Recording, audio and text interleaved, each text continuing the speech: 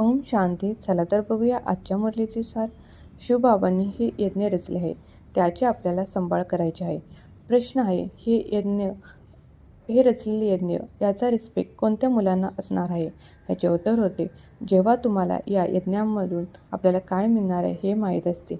म्हणजे आपण पत्तर झालेले आहोत, तर या यज्ञामुळे आपण हिरे बनणार आहोत आणि आपल्याला 21 जन्माचा वरसा मिळणार आहे. आणि आपण कोणतेही कर्म असे करणार नाही ज्यामुळे ह्या यज्ञामध्ये विघ्न पडेल. हे ज्या मुलांना माहीत आहे त्या मुलांना ह्या यज्ञाचा रिस्पेक्ट राहतो. या यज्ञाचा क्रिएटर शिवबाबा आहेत. आपणही या यज्ञाचे क्रिएटर आहोत.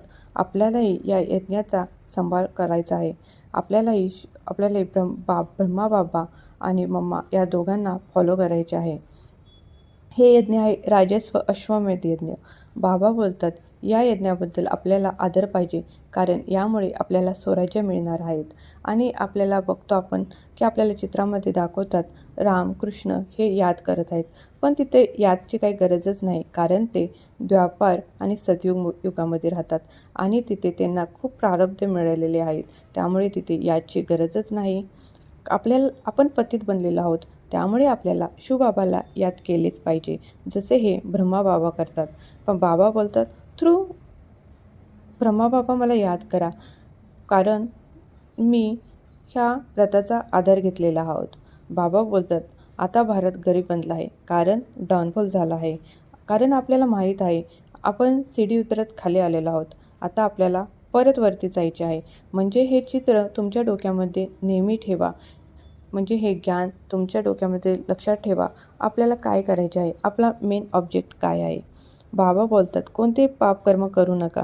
जर कोणते बेकायदेशीर कर्म केले तर तुम्हाला अंतिम समयी त्याच गोष्टी आठवतील. पण तुम्ही कोणते बेकायदेशीर काम केले नाही, कोणतेही पाप केले नाही, तर तुमचा अंतिम समय अतिशय शांतपणे गुजरेल.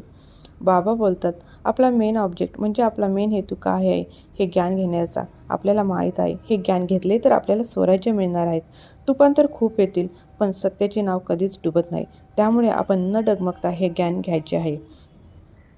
बाबा बोलतात की मला याद करा, तुमचे सर्व पाप भस्म होतील. आणि बाबा म्हणतात की जर या यज्ञामध्ये कोणी 8 आना तरी दिला तरी तो पदोपदी बनणार आहे, कारण त्याचे ह्या 8 आना देण्यामागची भावना खूप चांगली आहे.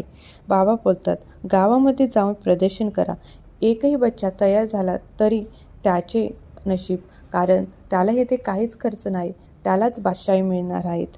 ओम शांती.